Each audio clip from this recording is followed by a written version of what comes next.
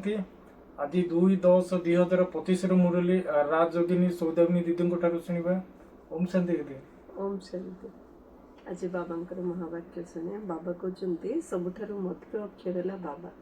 छोट पिला छोट तो किए शिखौनी किंतु से आपे कौन कह छोट बाबा बाबा मम्मा मम्मा कहूँ ना। प्रथम शब्द पिला पाठ बाबा।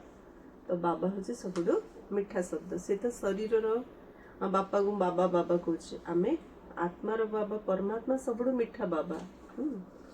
तो बाबा तुम मुखरु सर्वदा बाबा बाबा शब्द बाहर समस्त को शिव बाबा परिचय दे चल। जब भी कहा ज्ञान शुणेबा आम मुखर बारंबार बाबा शब्द बाहर कहना ज्ञान बाबांकर बाबा ही दौरान।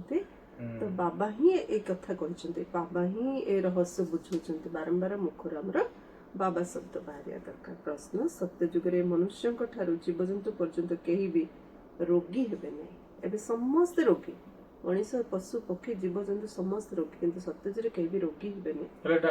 डॉक्टर ना डॉक्टर थिबे ना झगड़ा थिबो ना वकील थिबो ना पुलिस थिबो ना कोर्ट कचेरी झमेला किछि भी नथिबो। से सत्य जुग सत्यर दुनिया।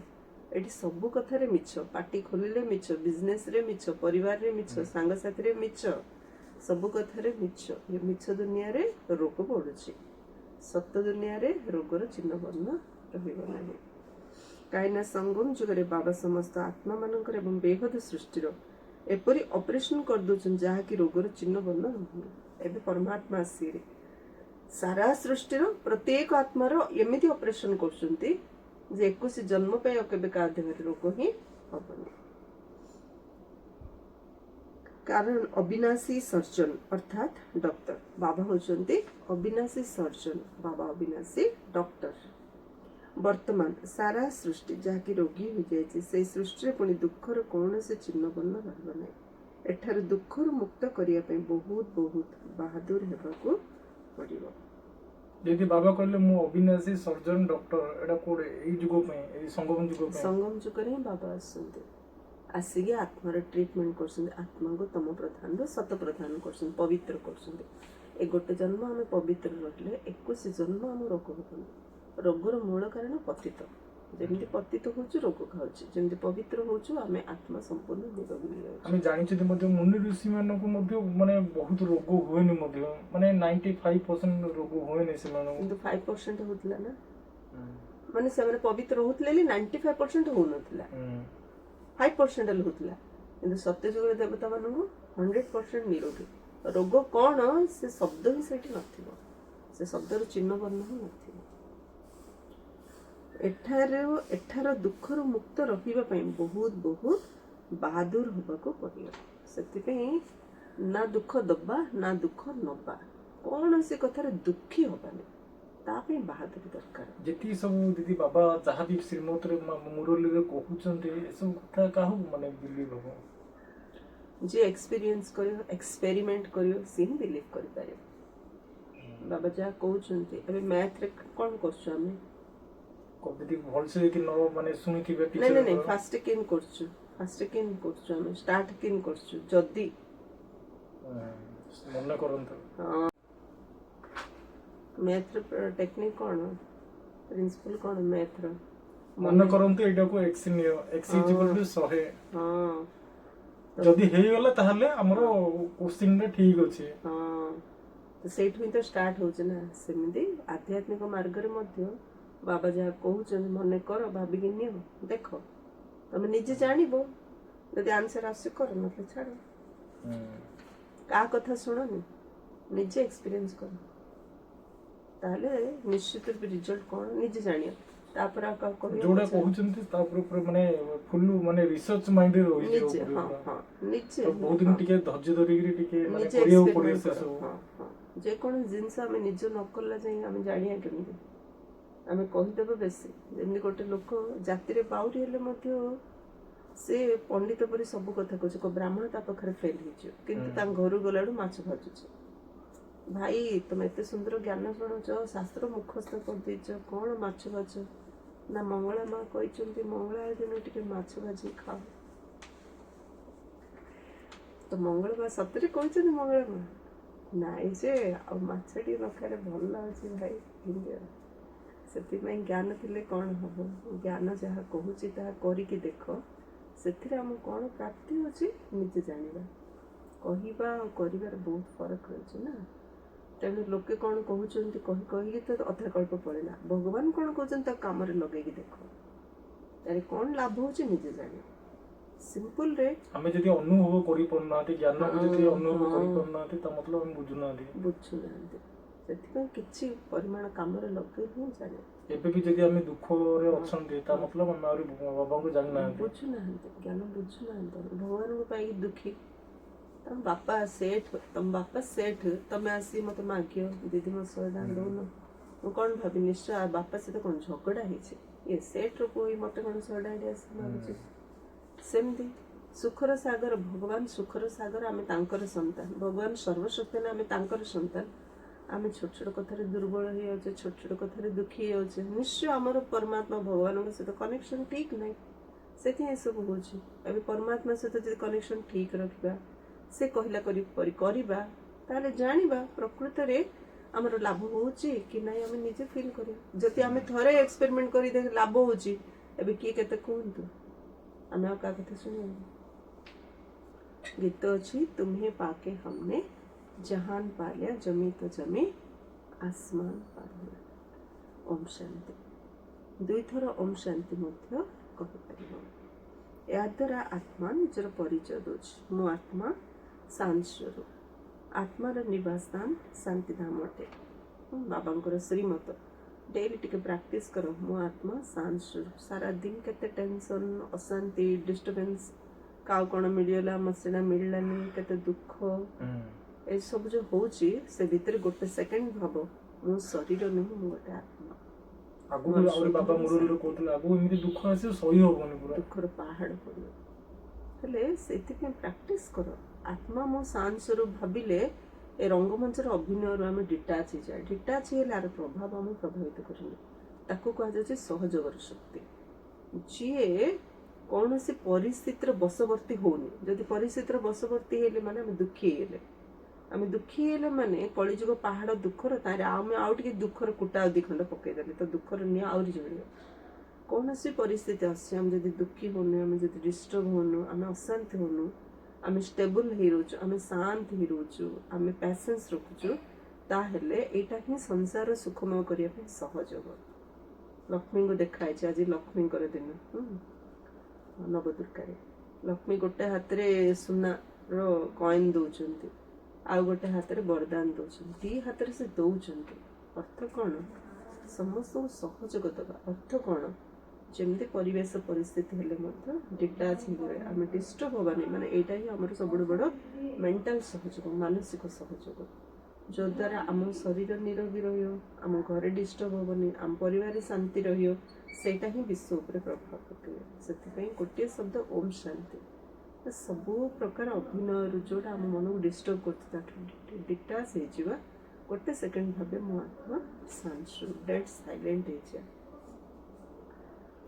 ମୁଁ ଆତ୍ମା ଶାନ୍ତ ସ୍ୱରୂପ। ଆତ୍ମାର ନିବାସ ସ୍ଥାନ ଶାନ୍ତିଧାମ ଅଟେ ଏବଂ ଆମେ ସମସ୍ତେ ବାବାଙ୍କର ସନ୍ତାନ। ସବୁ ଆତ୍ମାମାନେ ଓମ୍ କହୁଛନ୍ତି। ସେଠାରେ ଆମେ ସମସ୍ତେ ଭାଇ ଭାଇ, ପୁଣି ଏଠାରେ ଭାଇ ଭଉଣୀ। ଏବେ ଭାଇ ଭଉଣୀରୁ ସମ୍ପର୍କ ଆରମ୍ଭ ହେଉଛି। ବାବା ବୁଝୁଛନ୍ତି ସମସ୍ତେ ମୋର ସନ୍ତାନ। ବ୍ରହ୍ମାଙ୍କର ମଧ୍ୟ ତୁମେ ସନ୍ତାନ, ସେଥିପାଇଁ ଭାଇ ଭଉଣୀ ଅଟ। ତୁମର ଆଉ କୌଣସି ସମ୍ବନ୍ଧ ନାହିଁ। ପ୍ରଜାପିତାଙ୍କର ସନ୍ତାନ ବ୍ରହ୍ମା କୁମାର କୁମାରୀ ଅଟ। ପୁରୁଣା ଦୁନିଆକୁ ପରିବର୍ତ୍ତନ କରିବା ପାଇଁ ବର୍ତ୍ତମାନ ବାବା ହିଁ ଆସୁଛନ୍ତି। ବାବା ବ୍ରହ୍ମାଙ୍କ ଦ୍ୱାରା ହିଁ ପୁଣି ନୂଆ ସୃଷ୍ଟି ରଚନା କରୁଛନ୍ତି। ବ୍ରହ୍ମାଙ୍କ ସହିତ ମଧ୍ୟ ସମ୍ବନ୍ଧ ରହିଛି ନା। ଏହି ଯୁକ୍ତି ମଧ୍ୟ କେତେ ଭଲ। ତୁମେ ସମସ୍ତେ ବ୍ରହ୍ମ କୁମାର କୁମାରୀ। ନିଜକୁ ଆତ୍ମା ଅନୁଭବ କରି ବାବାଙ୍କୁ ମନେ ପକାଇ ପରସ୍ପର ଭାଇ ଭଉଣୀ ଭାବିବା ଦରକାର। ବିକାରୀ ଦୃଷ୍ଟି ରଖିବା ଅନୁଚିତ। ଏଠାରେ ତ କୁମାର କୁମାରୀ ମାନେ ଯେତେ ବଡ଼ ହୁଅନ୍ତି, ଆଖି ମଧ୍ୟ କ୍ରିମିନାଲ ହୋଇଯାଏ, ପୁଣି ବିକାରୀ କାର୍ଯ୍ୟ କରିଥାନ୍ତି। ରାବଣ ରାଜ୍ୟରେ ବିକାରୀ କାର୍ଯ୍ୟ ହୋଇଥାଏ। ସତ୍ୟ ଯୁଗରେ ବିକାରୀ କାର୍ଯ୍ୟ ହୁଏ ନାହିଁ। ବିକାରୀ ଅକ୍ଷର ହିଁ ନଥାଏ। ଏଠାରେ ତ ବହୁତ ବିକାରୀ କାର୍ଯ୍ୟ ହେଉଛି। ସେମାନଙ୍କ ପାଇଁ ପୁଣି କୋର୍ଟ ଆଦି ମଧ୍ୟ ରହିଛି। ସେଠାରେ କୋର୍ଟ ଆଦି ରହିନି। କେତେ ସବୁ ଅନ୍ୟାୟ ଅତ୍ୟାଚାର ହେଉଛି ଝିଅମାନଙ୍କ ଉପରେ, ତ ସେମାନଙ୍କ ପାଇଁ କୋର୍ଟ କେସ୍ ବି ହେଉଛି। ଏମିତି କଥା ସତ୍ୟ ଯୁଗରେ ହେବନି କି କୌଣସି କୋର୍ଟ ରହିନି। ଆଶ୍ଚର୍ଯ୍ୟର କଥା ଅଟେ ନା। ନା ପୁଲିସ, ନା ଜେଲ୍, ନା ଚୋର। ନା ଚୋର କରିବେ। ଏସବୁ ଦୁଃଖର କଥା ଯାହା ଏଠାରେ ହେଉଛି, ସେଥିପାଇଁ ପିଲାମାନଙ୍କୁ ବୁଝାଯାଉଛି ଏହା ତ ହେଉଛି ହାର ଜିତ୍ ଏବଂ ସୁଖ ଦୁଃଖର ଖେଳ। ଏହାକୁ ମଧ୍ୟ ତୁମେ ହିଁ ବୁଝ। ଗାୟନ ରହିଛି ମାୟା ଠାରୁ ହାରିବା ପରାଜୟ ଅଟେ। ବାବା ଆସି ଅଧା କଳ୍ପ ପର୍ଯ୍ୟନ୍ତ ମାୟା ଉପରେ ବିଜୟ ପ୍ରାପ୍ତ କରାଉଛନ୍ତି। ପୁଣି ଅଧା କଳ୍ପ ମାୟା ଠାରୁ ହାରିବାକୁ ପଡୁଛି। ଏହା କୌଣସି ନୂଆ କଥା ନୁହେଁ। ଅଧା କଳ୍ପ ଜିତୁଛି, ଅଧା କଳ୍ପ ହାରୁଛି, କୌଣସି ନୂଆ କଥା ନୁହେଁ। ଏହା ତ ସାଧାରଣ ପଇସାକର ଖେଳ। ପୁଣି ମତେ ମନେ ପକାଇ ନିଜର ରାଜ୍ୟ ଭାଗ୍ୟ ଅଧା କଳ୍ପ ପାଇଁ ନେଉଛ। ରାବଣ ରାଜ୍ୟର ମତେ ଭୁଲି ଯାଉଛ। ରାବଣ ଶତ୍ରୁ ଅଟେ। ତାକୁ ପ୍ରତ୍ୟେକ ବର୍ଷ ଭାରତବାସୀ ହିଁ ଚଳେଇଥାନ୍ତି। ଯେଉଁ ଦେଶରେ ବହୁତ ଭାରତବାସୀ ଥିବେ ସେଠାରେ ମଧ୍ୟ ଜଳାଉଥିବେ। କହନ୍ତି ଏହା ଭାରତବାସୀ ମାନଙ୍କର ଧର୍ମର ଉତ୍ସବ ଅଟେ। ଦଶହରା ଦିନ କଣ କରେ? ରାବଣ କରି ପୋଡିବେ। ହଁ, ତାକୁ କୁହାଯାଉଛି ଭାରତବାସୀ ମାନଙ୍କର ଧର୍ମର ଉତ୍ସବ। ଦଶହରା ପାଳନ କରୁଥିବାରୁ ପିଲାମାନଙ୍କୁ ସେ ସମ୍ବନ୍ଧରେ ବୁଝାଇବାକୁ ହେବ। ସେସବୁ ତ ହଦ୍ର କଥା। ବର୍ତ୍ତମାନ ତ ସାରା ବିଶ୍ୱରେ ରାବଣ ରାଜ୍ୟ ଚାଲୁଛି, କେବଳ ଲଙ୍କାରେ ନୁହେଁ। ବିଶ୍ୱ ତ ବହୁତ ବଡ଼ ଅଟେ ନା। ବାବା ବୁଝାଉଛନ୍ତି ଯେ ସାରା ସୃଷ୍ଟି ସାଗର ଉପରେ ଛିଡ଼ା ଅଛି। ମନୁଷ୍ୟ କହୁଛନ୍ତି ତଳେ ଏକ ବଳଦ ଅଥବା ଗାଈ ଅଛି ଯାହାର ସିଂହ ଉପରେ ସୃଷ୍ଟି ଛିଡ଼ା ଅଛି। ପୁଣି ଥକିଗଲେ ସିଂହ ବଦଳାଇଥାନ୍ତି। ବାସ୍ତବରେ ଏପରି କଥା ତ ନୁହେଁ। ପୃଥିବୀ ତ ପାଣି ଉପରେ ଅଛି। ଚତୁର୍ଦିଗରେ ପାଣି ହିଁ ପାଣି ରହିଛି। ସିଂହ କଣ ଭାବୁଛନ୍ତି ବଳଦ ଉପରେ ଛିଡ଼ା ହେଇଛି ପୃଥିବୀ। ଗୋଟେ ସିଂହରେ ଧରୁଛି ପୃଥିବୀ, ତାକୁ କଷ୍ଟ ଲାଗିଲେ ପୁଣି ଆଉଥରେ ସିଂହଟାକୁ ବଦଳଉଛି। ପୃଥିବୀଟାକୁ ବଲ୍ ପରି ଏ ସିଂହରୁ ସେ ସିଂହକୁ ନେଉଛି। କିନ୍ତୁ ବାବା କହିଲେ ପୃଥିବୀ କୋଉଠି ଅଛି? ପାଣି ଉପରେ। ଚାରିଆଡେ ପାଣି ଅଛି ନା। ବର୍ତ୍ତମାନ ସାରା ଦୁନିଆରେ ରାବଣ ରାଜ୍ୟ ରହିଛି। ପୁଣି ରାମ ଅଥବା ଈଶ୍ୱରୀ ରାଜ୍ୟ ସ୍ଥାପନ କରିବା ନିମନ୍ତେ ବାବାଙ୍କୁ ଆସିବାକୁ ପଡୁଛି। କେବଳ ଈଶ୍ୱର କହିବା ଦ୍ୱାରା କହିଦଉଛନ୍ତି ଯେ ଈଶ୍ୱର ସର୍ବଶକ୍ତିମାନ ଅଟନ୍ତି, ସବୁ କିଛି କରିପାରିବେ। ଫାଲତୁ ମହିମା ହେଇଯାଉଛି। ଈଶ୍ୱର ସର୍ବଶକ୍ତିମାନ ଆଉ ଈଶ୍ୱର ସବୁ କିଛି କରିପାରିବେ, ଏସବୁ ଫାଲତୁ ମହିମା। ଈଶ୍ୱର ସବୁ କିଛି କରିପାରିବେ ମାନେ କଣ? ସବୁ ପ୍ରକାର ବ୍ଲେମ୍ ଆମେ ଈଶ୍ୱରଙ୍କ ଉପରେ ରଖିଦଉଛୁ ଆଉ ନିଜେ ଯେମିତି ପୁରା ଝଡାଝଡି ଅଳସ ହେଇକି ରହିଯାଉଛୁ। କିଛି କରିବା ପାଇଁ ମାନେ ଭୁଲ ଭଲ କରିଦଉଛୁ, ଭଲ କରିବା ପାଇଁ ଈଶ୍ୱର ସବୁ କରିବେ। ବାବାଙ୍କ ସହ ଏତେ ସ୍ନେହ ରହୁନି। ସବୁ ଈଶ୍ୱର କରୁଛନ୍ତି କହିକି ବାବା କହିଲେ ବାବାଙ୍କ ସ୍ନେହ ରହୁନି। କାରଣ ପ୍ରକୃତ ପରିଚୟ ନଥିବା ଯୋଗୁଁ ସ୍ନେହ ନାହିଁ। ପରିଚୟ ଆଧାରରେ ନା ସ୍ନେହ, ସମ୍ପର୍କ ଆଧାରରେ ନା ସ୍ନେହ। ଏଠାରେ ଈଶ୍ୱରଙ୍କୁ ବାବା ବୋଲି କୁହାଯାଉଛି। ବାବା କହିବା ଦ୍ୱାରା ସମ୍ପତ୍ତି ମିଳିବା କଥା ଆସି। ଶ୍ରୀ ବାବା କହୁଛନ୍ତି ସର୍ବଦା ବାବା ବାବା କହିବା ଦରକାର। ଈଶ୍ୱର ଅଥବା ପ୍ରଭୁ ଆଦି ଅକ୍ଷର ଭୁଲିଯିବା ଉଚିତ। ବାବା କହୁଛନ୍ତି ସର୍ବଦା ବାବା ବାବା କହିବା ଦରକାର। ଈଶ୍ୱର ଅଥବା ପ୍ରଭୁ ଆଦି ଅକ୍ଷର ଭୁଲିଯିବା ଉଚିତ। ବାବା କହୁଛନ୍ତି ମାମେକମ୍ ଅର୍ଥାତ୍ ମତେ ମନେ ପକାଅ। ପ୍ରଦର୍ଶନୀ ଆଦିରେ ଯେବେ ବୁଝାଉଛ ତେବେ ଘଡ଼ିକୁ ଘଡ଼ି ଶ୍ରୀ ବାବାଙ୍କର ପରିଚୟ ଦିଅ। ଏକମାତ୍ର ଶ୍ରୀ ବାବା ସର୍ବୋଚ୍ଚ ଅଟନ୍ତି, ଯାହାଙ୍କୁ ଗଡ୍ ଫାଦର ବୋଲି କୁହାଯାଉଛି। ବାବା ଅକ୍ଷର ସବୁଠାରୁ ମିଠା ଅଟେ। ଶ୍ରୀ ବାବା ଶିବ ବାବା ମୁଖରୁ ବାହାରୁ। ମୁଖ ମନୁଷ୍ୟ ମାନଙ୍କର ରହିଛି। ଗାଈ ମୁଖରୁ ଏ ଶବ୍ଦ ବାହାରି ପାରିବ ନାହିଁ। ତୁମେ ହଉଛ ଶିବ ଶକ୍ତି। ତୁମ ମୁଖ କମଳରୁ ଜ୍ଞାନ ଅମୃତ ବାହାରୁଛି। ତୁମର ନାମ ପ୍ରସିଦ୍ଧ କରିବା ପାଇଁ ଗୋମୁଖ କହିଦେଇଛନ୍ତି। ଗଙ୍ଗା ନିମନ୍ତେ ଏପରି କହିବେ ନାହିଁ। ମୁଖ କମଳରୁ ବର୍ତ୍ତମାନ ଅମୃତ ବାହାରୁଛି। ଜ୍ଞାନ ଅମୃତ ପିଇ ପୁଣି ବିଷ ପିଇ ପାରିବେ ନାହିଁ। ଅମୃତ ପିଇବା ଦ୍ୱାରା ତୁମେ ଦେବତା ହେଉଛ। ଏବେ ମୁଁ ଆସି ଅସୁର ମାନଙ୍କୁ ଦେବତା କରିବା ପାଇଁ। ବିକାରଗ୍ରସ୍ତ ହୋଇ ଆମେ ଅସୁର ହେଇଛୁ। ଆମକୁ ବାବା ଜ୍ଞାନ ଅମୃତ ଦେଇକି ଅସୁରରୁ ଦେବତା କରୁଛନ୍ତି। ଏବେ ମୁଁ ଆସିଛି ଅସୁର ମାନଙ୍କୁ ଦେବତା କରାଇବା ପାଇଁ। ତୁମେ ଏବେ ଦୈବୀ ସମ୍ପ୍ରଦାୟ ହେଉଛ। ସଙ୍ଗମ ଯୁଗ କେବେ କିପରି ହେଉଛି ଏ କଥା ମଧ୍ୟ କାହାକୁ ଜଣା ନାହିଁ। ତୁମେ ଜାଣିଛ ଯେ ଆମେ ବ୍ରହ୍ମା କୁମାର କୁମାରୀ ପୁରୁଷୋତ୍ତମ ସଙ୍ଗମ ଯୁଗୀ ଅଟୁ। ବାକି ସମସ୍ତ ମନୁଷ୍ୟ କଳି ଯୁଗୀ ଅଟନ୍ତି। ତୁମର ସଂଖ୍ୟା କେତେ କମ୍। ତୁମ ପାଖରେ କଳ୍ପ ବୃକ୍ଷର ଜ୍ଞାନ ମଧ୍ୟ ରହିଛି। ବୃକ୍ଷ ପ୍ରଥମେ ଛୋଟ ହୋଇ ପରେ ବୃଦ୍ଧି ହୋଇଥାଏ। କେତେ ଉଦ୍ଭାବନ ବାହାର କରୁଛନ୍ତି ଯେ ପିଲା କିପରି କମ୍ ଜନ୍ମ ହେବେ। କିନ୍ତୁ ମନୁଷ୍ୟ କିଛି ଚାହୁଁଛି, ହେଉଛି ଅନ୍ୟ କିଛି। ଭଗବାନ କିଛି, ମଣିଷ ଚାହୁଁଛି କିଛି, ଭଗବାନ କରୁଛନ୍ତି କିଛି, ସଂସାରରେ ହଉଛି ଆଉ କିଛି। ସମସ୍ତଙ୍କର ମୃତ୍ୟୁ ତ ହେବ ନିଶ୍ଚୟ। ମନେକର ଫସଲ ବହୁତ ଭଲ ହୋଇଥିବ କିନ୍ତୁ ଅଧିକ ବର୍ଷା ହେବା ଦ୍ୱାରା ତାହା କ୍ଷତି ହୋଇଯାଉଛି। ପ୍ରାକୃତିକ ବିପର୍ଯ୍ୟୟକୁ ତ କେହି ଜାଣିନଥାନ୍ତି। ଏଠାରେ ତ କୌଣସି କଥାର ଠିକଣା ନାହିଁ। କେଉଁଠି କେଉଁଠି ଫସଲ ଉପରେ ଯଦି ବରଫ ପଡୁଛି ତେବେ କେତେ କ୍ଷତି ହେଇଯାଉଛି। ବର୍ଷା ନହେଲେ ମଧ୍ୟ କ୍ଷତି। ଏହାକୁ ପ୍ରାକୃତିକ ବିପର୍ଯ୍ୟୟ କୁହାଯାଉଛି। ଏସବୁ ତ ବହୁତ ହେବ। ଏଥିରୁ ବଞ୍ଚିବା ନିମନ୍ତେ ବହୁତ ବାହାଦୁର ହେବାକୁ ପଡ଼ିବ।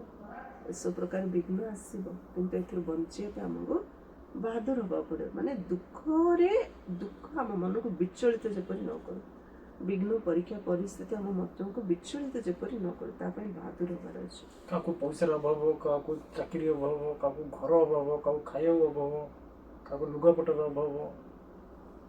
ଏଠି ବାବା କ'ଣ କଲେ, ବହୁତ ପରିଶ୍ରମ କରି କ୍ଷେତ ବାଡ଼ କରୁଛନ୍ତି। ଫସଲ କାଟିବା ଟାଇମରେ ବର୍ଷା ହେଇଗଲେ ନଷ୍ଟ ହେଇଯାଉଛି, ତାଙ୍କୁ ବହୁତ କଷ୍ଟ ଲାଗେ। କିନ୍ତୁ ଏଇଠି ମୋତେ ବାହାଦୁରୀ ଦରକାର ସାମ୍ନା କରିବା ପାଇଁ। କାହାର ଅପରେସନ ହେଲେ କେତେ ଏସବୁ କେତେକ ଏସବୁ ଦେଖିପାରନ୍ତିନି, ଦେଖିବା ମାତ୍ରେ ବେହୋସ ହେଇଯାଆନ୍ତି। କି ଅପରେସନ ଦେଖିଲେ ସମ୍ଭାଳି ପାରିବେନି, ସେଇଠି ହିଁ ବେହୋସ ହେଇଯାଉଛନ୍ତି। ବର୍ତ୍ତମାନ ଏ ସାରା ଛି ବିକାରୀ ସୃଷ୍ଟିର ଅପରେସନ ହେବ।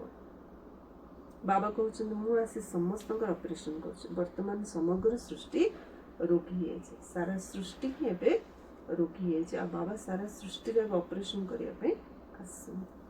ବାବାଙ୍କର ନାମ ମଧ୍ୟ ଅବିନାଶୀ ସର୍ଜନଟେ, ସେ ସାରା ବିଶ୍ୱର ଅପରେସନ କରିଦେବେ। ଫଳରେ ବିଶ୍ୱବାସୀଙ୍କୁ କେବେ ଦୁଃଖ ହେବ ନାହିଁ। ଜୋରରେ କଷ୍ଟ ହେଉଥିବ, ଅପରେସନ କରିଦେଲା ପରେ ପୁରା ରିଲାକ୍ସ, ଆଉ ପେନ୍ ହେଉନି। ସେମିତି ସାରା ବିଶ୍ୱରେ ଯେଉଁ ଏତେ ଦୁଃଖ କଷ୍ଟ ବଢ଼ି ବଢ଼ି ଚାଲିଛି, ସାରା ସୃଷ୍ଟିର ପରମାତ୍ମା ସେ ଏବେ ଅପରେସନ କରୁଛନ୍ତି, ଯେ ବିଶ୍ୱବାସୀଙ୍କୁ ହିଁ ଆଉ କେବେ ଦୁଃଖ ହେବ ନାହିଁ। କେତେ ବଡ଼ ସର୍ଜନ ଅଟନ୍ତି। ଆତ୍ମାମାନଙ୍କର ଅପରେସନ ସହିତ ବେହଦ ସୃଷ୍ଟିର ମଧ୍ୟ ଅପରେସନ କରିବା ବାଲା ଅଟନ୍ତି। ସେଠାରେ ମନୁଷ୍ୟ କ'ଣ, ଜୀବଜନ୍ତୁ ମଧ୍ୟ ରୋଗୀ ହେବେ ନାହିଁ। ବାବା ବୁଝାଉଛନ୍ତି ମୋର ଏବଂ ପିଲାମାନଙ୍କର ଅଭିନୟ କ'ଣ। ଏହାକୁ କୁହାଯାଉଛି ରଚନାର ଆଦି ମଧ୍ୟ ଅନ୍ତର ଜ୍ଞାନ, ଯାହା ତୁମେ ଗ୍ରହଣ କରୁଛ। ପିଲାମାନଙ୍କର ପ୍ରଥମେ ଏଇ ଖୁସି ରହିବା ଉଚିତ। ପିଲାମାନଙ୍କର ପ୍ରଥମେ ଏଇ ଖୁସି ରହିବା ଉଚିତ। ଆଜି ସଦ୍ଗୁରୁବାର ଅଟେ, ସର୍ବଦା ସତ୍ୟ କହିବା ଉଚିତ। ବ୍ୟାପାରରେ ମଧ୍ୟ କହିଥାନ୍ତି ନା, ସତ୍ୟ କୁହ, ଠକାମି କରନି। ତଥାପି ଲୋଭଗ୍ରସ୍ତ ହୋଇ ଅଧିକ ଦାମ କହି ସୌଦା କରିଥାନ୍ତି। କେହି କେବେ ସତ୍ୟ କହୁନାହାନ୍ତି। ବେପାରରେ କ'ଣ କହୁଛନ୍ତି, ମିଛ ନ କହିଲେ ଚଳିବନି, ମିଛ କହିଲେ ବେପାର କରୁ। କିନ୍ତୁ ବାବା ବେପାର ପାଇଁ ମଧ୍ୟ ମେଥଡ଼ କହୁଛନ୍ତି। କ'ଣ କହିବେ ଲୋକମାନେ ଯେଉଁମାନେ ବିଜନେସ୍ ବିକୁଛନ୍ତି, ଭଉଣୀ ଏଇଟା ଆମେ 10 ଟଙ୍କାରେ ଆଣିଛୁ, ଟଙ୍କାଟି ରଖି 11 ଟଙ୍କାରେ ଦେଉଛୁ। ଦେଖିଲା ବେଳୁ 5 ଟଙ୍କାରେ କିଣିଥିବ, ଆମକୁ 11 ଟଙ୍କାରେ ବିକୁଥିବ। ବା ବେପାର କରିବା, ଆମେ ଯେଉଁ ରେଟ୍ରେ ଆଣିଛେ କ'ଣ ସେ ରେଟ୍ରେ ବିକିବା କି, ଲାଭ ତ ରଖିବା। ଯେତେ ଲାଭ ରଖୁଛ ରଖ, କିନ୍ତୁ ମିଛ କହୁଛନ୍ତି ନା। ଦିଦି ବାବାଙ୍କର ବି ବହୁତ ପିଲା ବିଜନେସ ବାଲା ବେପାର କରୁଛନ୍ତି, ଏବେ ବି ଅଛନ୍ତି। ସମସ୍ତଙ୍କ ପାଇଁ ବାବା କହୁଛନ୍ତି କଥାଟା, ସମସ୍ତଙ୍କ ପାଇଁ। ସତ କୁହ, ଠକାମି କରନି। ତଥାପି ଲୋଭଗ୍ରସ୍ତ ହୋଇ ଅଧିକ ଦାମ କହି ସୌଦା କରିଥାନ୍ତି। ଅଧିକ ଦାମ କହିବେ, ତାପରେ ବାର୍ଗେନ୍ କରିବେ, ରେଟ୍ କାଟିବେ। କେହି କେବେ ସତ କହୁନାହାନ୍ତି, ମିଛ ହିଁ ମିଛ କହୁଛନ୍ତି। ସେଥିପାଇଁ ସତ୍ୟକୁ ମନେ ପକାଉଛନ୍ତି। କହନ୍ତି ନା, ସତ୍ ନାମ ସଙ୍ଗେ। ବାବା କ'ଣ କହୁଛନ୍ତି, ବିଜନେସ କେମିତି କ'ଣ କରିବ, ବେଶୀ ଠକିବନି ବାବା କହୁଛନ୍ତି ନା, କେମିତି କ'ଣ କରିବ? ବିଜନେସ କର ଯେ ମିଛ କୁହନି। ମୁଁ ତ ଭଉଣୀ 4 ଇଣ୍ଡି ରଖିକି ତମଠୁ ଦଉଛି, 8 ଇଣ୍ଡି ରଖିକି ନାଇଁ, ମୁଁ ଏଇଟା 10 ଟଙ୍କା ଦେଇ କିଣିକି ଆଣିଛି, 15 ଟଙ୍କାରେ ବିକି ନେଲେ ନିଅନ୍ତୁ, ନହେଲେ ନାହିଁ। ସେମିତି ବି କୁହନି, ତମର କିଏ ନବନି। ମୋର ରେଟ୍ ଏତିକି। କେତିକି ଟଙ୍କାରେ କିଣିଛ ଟିକେ ପଚାରୁଛି ତମକୁ, କେତେ ଟଙ୍କାରେ କିଣିଛ ଟିକେ ପଚାରୁନି, ତମକୁ କହିବା ଦରକାର। ମିଛରେ ଏତେ ପାରଙ୍ଗମ ଯେ ଯେତେ ମିଛ ପାରିବେ କହିକି ଯିବେ। ଆମ ଜିନିଷ ସେଲ୍ ହେବାର ଅଛି। ସେଥିପାଇଁ ବାବା କହୁଛନ୍ତି ବେପାର କର, ମିଛ କୁହନି। ତାପରେ ବାବାଙ୍କର ଏଠି କିଏ ବି ଜଣେ ହେଲେ ସତ କହୁନାହାନ୍ତି, ମିଛ ହିଁ ମିଛ କହୁଛନ୍ତି। ସେଥିପାଇଁ ସମସ୍ତେ ସତକୁ ମନେ ପକାଉଛନ୍ତି। କହନ୍ତି ନା, ସତ୍ ନାମ ସଙ୍ଗେ।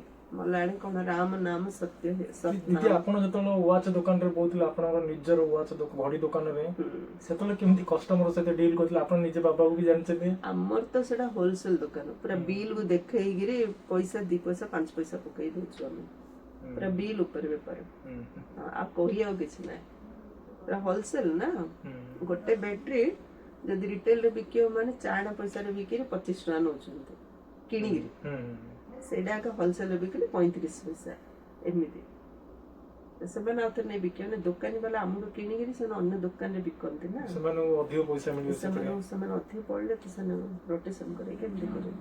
ତେଣୁ ହୋଲସେଲ ଦୋକାନରେ ଏତେ ଲାଭ ନାହିଁ। କିନ୍ତୁ ଯେତେବେଳେ ରିଟେଲର ଆସୁଛନ୍ତି, ତାଙ୍କର ଭଲ ଲାଭ ମିଳୁଛି। ହୋଲସେଲ ରିଟେଲ ସମସ୍ତେ ଆସନ୍ତି ଦୋକାନ, ତ ହୋଲସେଲରେ ଅଧିକ ରୋଟେସନ ହବ, ରିଟେଲରେ କ'ଣ ଲାଭ ଅଧିକ ହବ, ଏମିତି। ତ କହନ୍ତି ନା, ସତ୍ ନାମ ସଙ୍ଗ ହେ। ଏବେ ତୁମେ ଜାଣୁଛ ଯେ ବାବା ସତ୍ୟ ଅଟନ୍ତି, ସେ ହିଁ ଆମ ଆତ୍ମାମାନଙ୍କ ସଙ୍ଗରେ ଯିବେ। ମଲାୟାଳି କ'ଣ, ସତ୍ ନାମ ସଙ୍ଗ ହେଲେ କହୁଛନ୍ତି, ରାମ ନାମ ସତ୍ୟ ହେ କହୁଛନ୍ତି। ମୋବାଇଲ ନାମ ସତ୍ୟ ହେ, ଟଙ୍କା ନା ସତ୍ୟ ବୋଲି କହୁଛନ୍ତି। ନା ନା, ଏମିତି କଣ ପାଇଁ କହୁଛନ୍ତି ମଲେ ରାମ ରାମ ସତ୍ୟ, ଏମାନେ କଣ ସ୍ୱର୍ଗକୁ ଯିବେ ନା ଭଗବାନ ମୋକ୍ଷ ମିଳିବ ବୋଲି ଏମିତି କହୁଛନ୍ତି? ସତ୍ୟ ହିଁ ସାଙ୍ଗରେ ଯିବ, ସତ୍ୟ କର୍ମ ହିଁ ଆମକୁ ସୁଖ ଦବ, ସତ୍ୟ ଭଗବାନ ହିଁ ଆମକୁ ପ୍ରାପ୍ତ ହେବେ। ବାକି ମିଛମାୟା ଦୁନିଆ ପଛରେ ଛାଡ଼ି ଆମେ ଯାଉଛୁ। ଯାହାକୁ ମୋର ବୋଲି ଭାବୁଥିଲେ ସେ ସବୁ ଛାଡ଼ି ଦେଇକି ଗଲେ, ଯାହାକୁ କେବେ ଡାକି ନଥିଲେ, ଗୋଟେ କର୍ମ ଆଉ ଦ୍ୱିତୀୟରେ ଭଗବାନ ଆଉ ନିଜର ସଂସ୍କାର କେବେ ବଦଳି ନଥିଲେ, ଏ ଜାଗା ସବୁ ସାଥିରେ ଯିବ। ସେଥିପାଇଁ ସତନାମ ସଙ୍ଗରେ ତୁମାନେ ଜାଣିଛ ଯେ ଶିବ ବାବା ଆସିଛନ୍ତି, ଯାହାକୁ ଟ୍ରୁଥ ବା ସତ୍ୟ ବୋଲି କୁହାଯାଉଛି। ସେ କଳ୍ପରେ ଥରେ ମାତ୍ର ଆମ ଆତ୍ମାମାନଙ୍କୁ ପବିତ୍ର କରାଇ ସାଥିରେ ନେଇଯିବେ। ସତ୍ୟ ଯୁଗରେ ଏପରି କହନ୍ତି ନାହିଁ ଯେ ରାମ ରାମ ଶଙ୍କର ବା ସତନାମ ଶଙ୍କର, ସତ୍ୟ ଯୁଗରେ ଏମିତି କୁହାଯିବନି। ବାବା କହୁଛନ୍ତି ଏବେ ମୁଁ ତୁମମାନଙ୍କ ପାଖକୁ ଆସି ନୟନ ଉପରେ ବସାଇ ନେଇଯିବି। ଏହା ନୟନ ନୁହେଁ, ତୃତୀୟ ନେତ୍ର। ତୁମେ ଜାଣିଛ ବର୍ତ୍ତମାନ ବାବା ଆସନ୍ତି ସାଥିରେ ନେଇଯିବେ। ଶଙ୍କରଙ୍କର ବରଯାତ୍ରୀ ନୁହେଁ, ଏହା ଶିବ ସନ୍ତାନ ମାନଙ୍କର ବରଯାତ୍ରୀ ଅଟେ। ସେ ପତିମାନଙ୍କର ପତି ମଧ୍ୟ ଅଟନ୍ତି। କହୁଛନ୍ତି ତୁମେ ସମସ୍ତେ କନ୍ୟା ଅଟ, ମୁଁ ବର ଅଟେ। ତୁମେ ସମସ୍ତେ ପ୍ରେମିକା ଅଟ, ମୁଁ ହେଉଛି ପ୍ରେମିକ। ପ୍ରେମିକ ଜଣେ ଥାନ୍ତି ନା, ତୁମେ ମାନେ ଅଧା କଳ୍ପରୁ ମୋ ପ୍ରେମିକର ପ୍ରେମିକା ହୋଇଛ। ବର୍ତ୍ତମାନ ମୁଁ ଆସିଛି, ତୁମେ ସମସ୍ତେ ଭକ୍ତିନୀ ଅଟ। ଭକ୍ତମାନଙ୍କର ରକ୍ଷାକର୍ତ୍ତା ଭଗବାନ ଅଟନ୍ତି। ଶରୀର ସହିତ ଆତ୍ମା ଭକ୍ତି କରୁଛି। ସତ୍ୟଯୁଗ ତ୍ରେତାରେ ଭକ୍ତି ନଥାଏ। ଭକ୍ତିର ଫଳ ସତ୍ୟଯୁଗରେ ଭୋଗ କରୁଛ, ଯାହା ବର୍ତ୍ତମାନ ପିଲାମାନଙ୍କୁ ଦିଆଯାଉଛି। ସେ ତୁମର ପ୍ରେମିକ ଅଟନ୍ତି, ଯିଏକି ତୁମକୁ ସାଥିରେ ନେଇଯିବେ। ପୁଣି ତୁମେ ନିଜର ପୁରୁଷାର୍ଥ ଅନୁସାରେ ରାଜ୍ୟ ଭାଗ୍ୟ ନେବ। ଏ କଥା କେଉଁଠାରେ ମଧ୍ୟ ଲେଖାଯାଇନି। କହନ୍ତି ଶଙ୍କର ପାର୍ବତୀକୁ ଅମର କଥା ଶୁଣାଇଥିଲେ। ତୁମେ ସମସ୍ତେ ପାର୍ବତୀ ଅଟ, ଆମେ ପାର୍ବତୀ। ଆମକୁ ଏବେ ପରମାତ୍ମା ଶିବ ଆସି ଅମର କଥା ଶୁଣାଉଛନ୍ତି। ପୁଣି ତୁମେ ସତ୍ୟଯୁଗ ତ୍ରେତାରେ ଭକ୍ତି ନଥାଏ। ଭକ୍ତିର ଫଳ ସତ୍ୟଯୁଗରେ ଭୋଗ କରୁଛ, ଯାହା ବର୍ତ୍ତମାନ ପିଲାମାନଙ୍କୁ ଦିଆଯାଉଛି। ମୁଁ କଥା ଶୁଣାଉଥିବା ଅମରନାଥ ଅଟେ।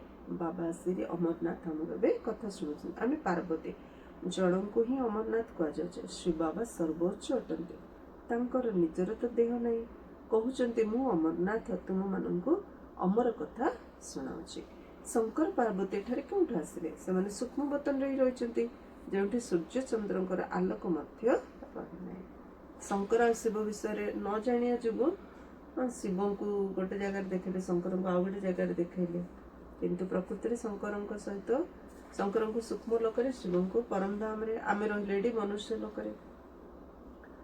ସତ୍ୟ ବାବା ଏବେ ତୁମକୁ ସତ୍ୟ କଥା ଶୁଣାଉଛନ୍ତି। ବାବାଙ୍କ ବିନା ସତ୍ୟ କଥା କେହି ଶୁଣାଇ ପାରିବେ ନାହିଁ। ଏକଥା ମୋତେ ଜାଣିଛ ଯେ ବିନା ସେବାରେ ସମୟ ଲାଗୁଛି। କେତେ ବଡ଼ ଦୁନିଆ ଅଟେ, କେତେ ଘର ଦ୍ୱାର ସବୁ ମାଟିରେ ମିଶିବ।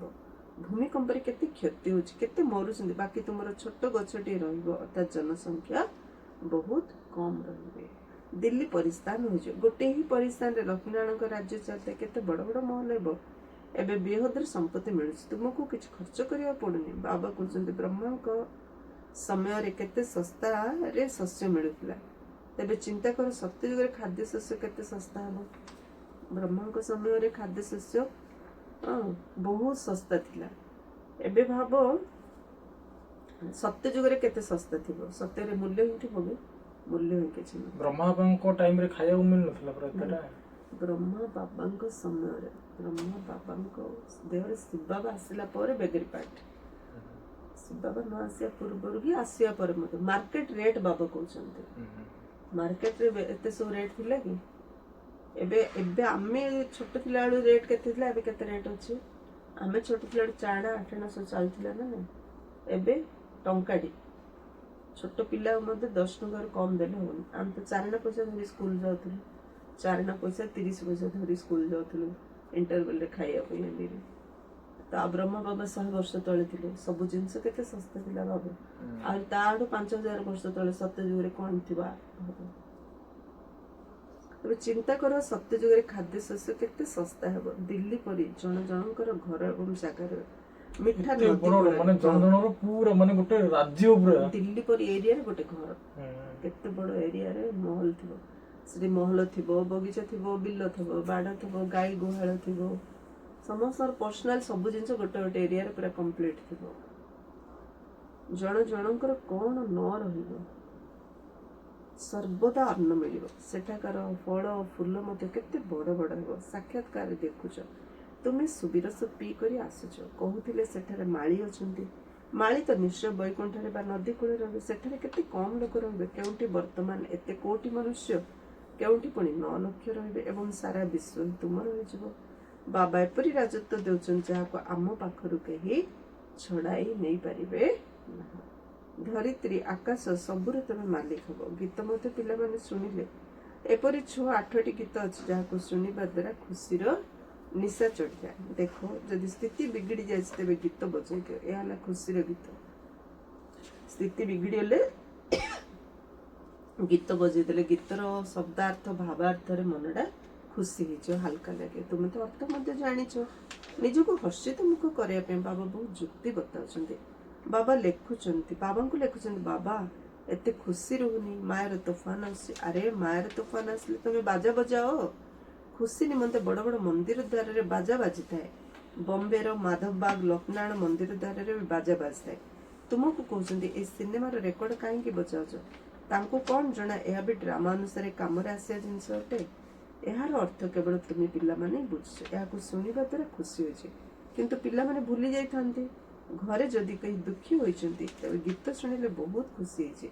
ଏହା ବହୁତ ମୂଲ୍ୟବାନ ଜିନିଷ ଅଟେ। କାହା ଘରେ ଝଗଡ଼ା ହେଉଛି ତାଙ୍କୁ କୁହ ଭଗବାନ ନବାଜ, କାହା ମହାଶତ୍ରୁ ଅଟେ।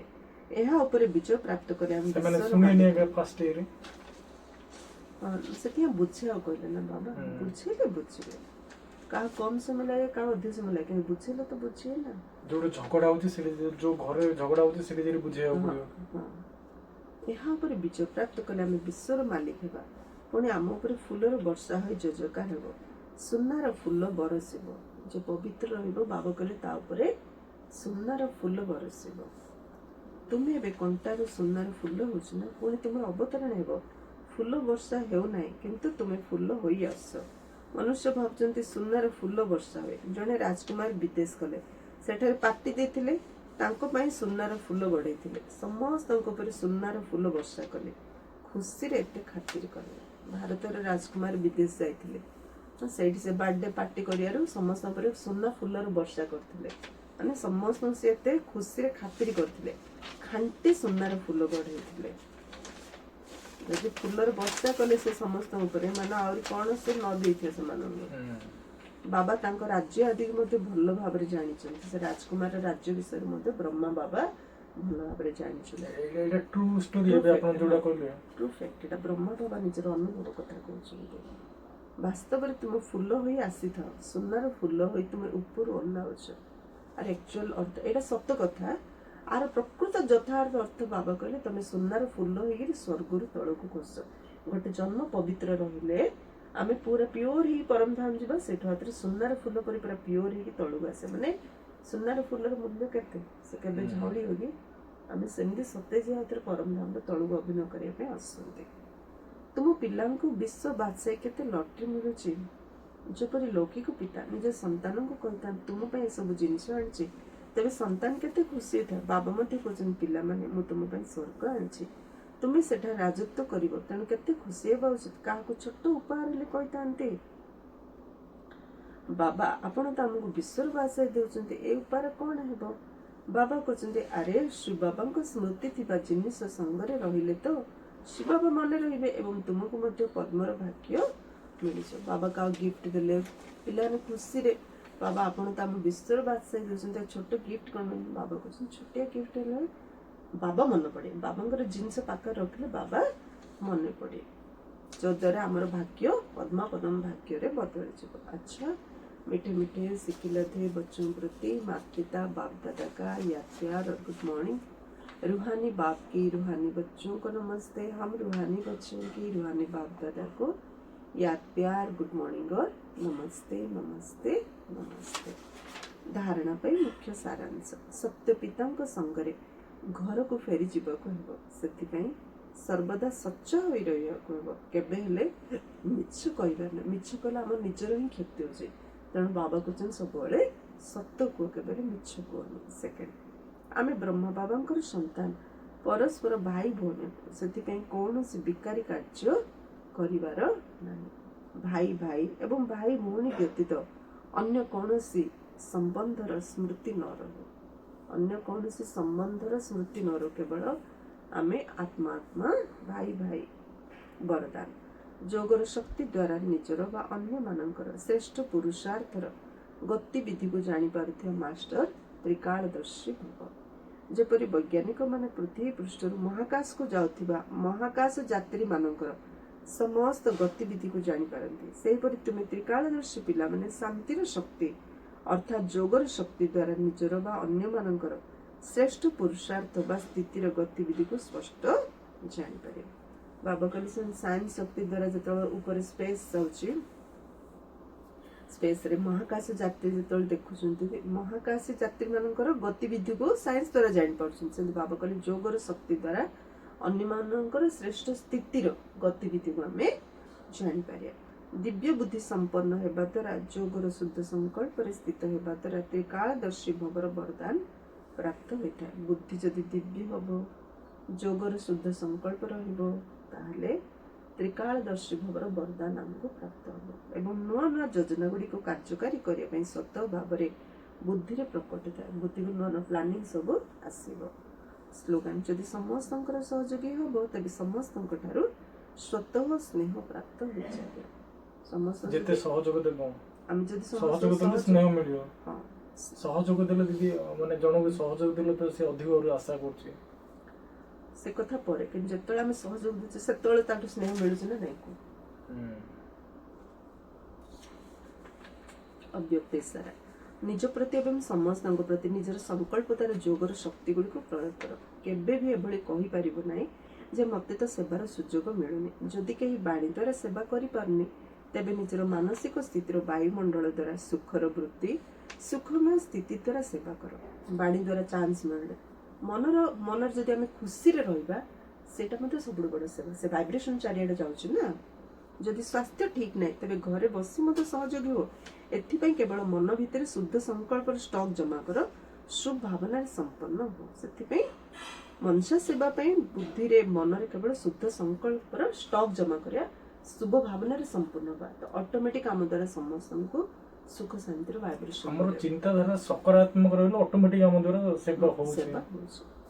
ये होचे प्रकृति सेवा भावना। अच्छा, ओम शांति।